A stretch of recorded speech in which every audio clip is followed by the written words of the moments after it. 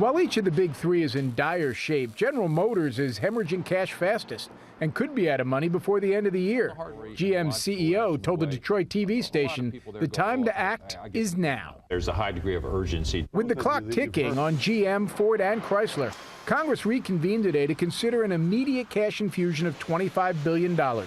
Michigan Senator Carl Levin says it's in the national interest. Do we want this kind of a manufacturing base in America, or are we willing to do what no other country is willing to do, which is to give up on its automobile industry? But Senate Democrats and the Bush administration are deadlocked about where the money would come from.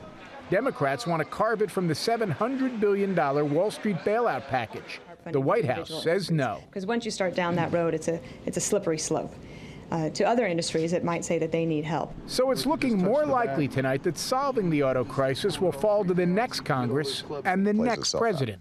For the auto industry to completely collapse would be a disaster in this kind of environment. On 60 Minutes, President-elect Obama shot down the idea of a blank check for the auto industry, calling instead for fundamental changes as the price of Detroit getting help. The car makers are mounting a public relations attack, casting the threat as America's problem, not just Detroit's, warning of the ripple effect if they fail. The big three employ roughly 250,000 people, GM 133,000 alone.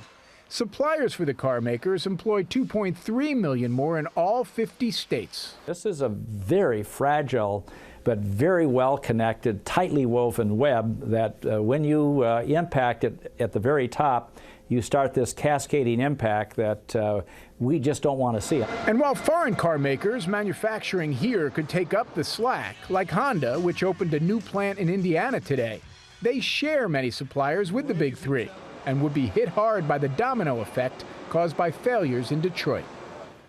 And that's the argument GM is making here at the White House, that if GM and others go belly up, the cost to the government in terms of lost taxes, covering defunct pension plans, is going to be a lot more than $25 billion. Katie?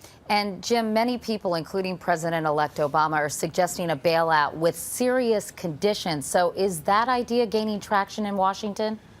It certainly is, Katie. I mean, the question is what conditions. For instance, Senator Harry Reid this afternoon threw out something about making sure no auto executives will get bonuses this year. There's talking about reworking labor agreements, but there will be no blank check. That's the growing feeling here, Katie. All right. Jim Axelrod at the White House. Thank you so much.